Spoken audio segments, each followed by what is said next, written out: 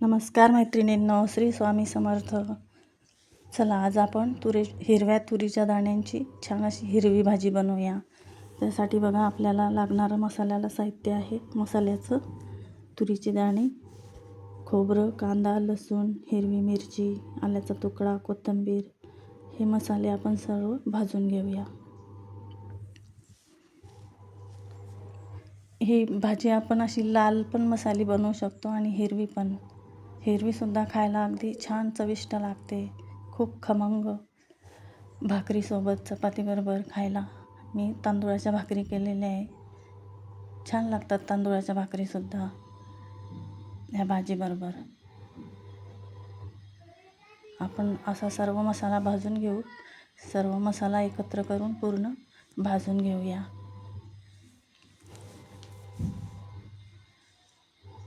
अगदी कमी मसाल्यामध्ये आणि छान अशी रुचकर भाजी तयार होते.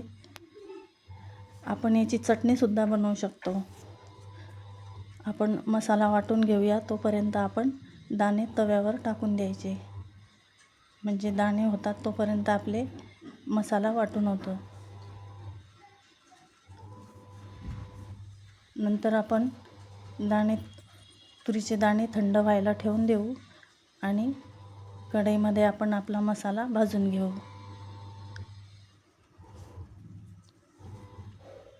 आपल्याला किती तेल हवं आहे किती नाही त्यानुसार तेल टाकून घ्यायचं. कढईमध्ये तेल छान तापू द्यायचं.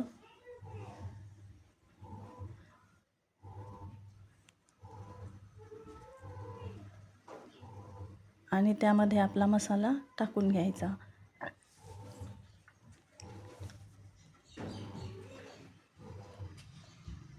मसाला तेलामध्ये टाकल्यानंतर छान होऊ द्यायचा.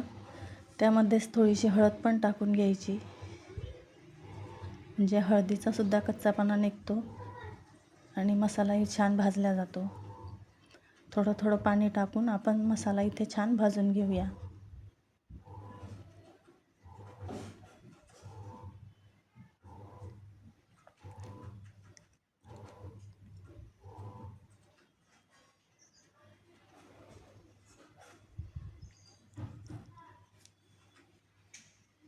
मसाला भाजला जातो आहे तोपर्यंत मसाल्याला तेल सुटेपर्यंत आपण आपले दाणे वाटून घेऊ.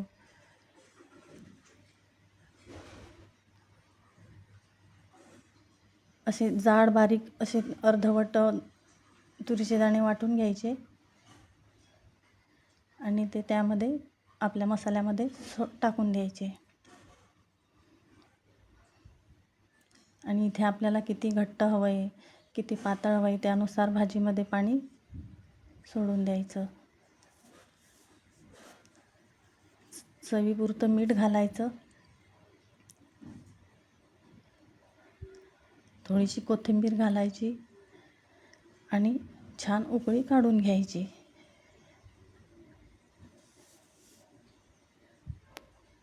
अशा प्रकारे आपलं ताट रेडी. धन्यवाद.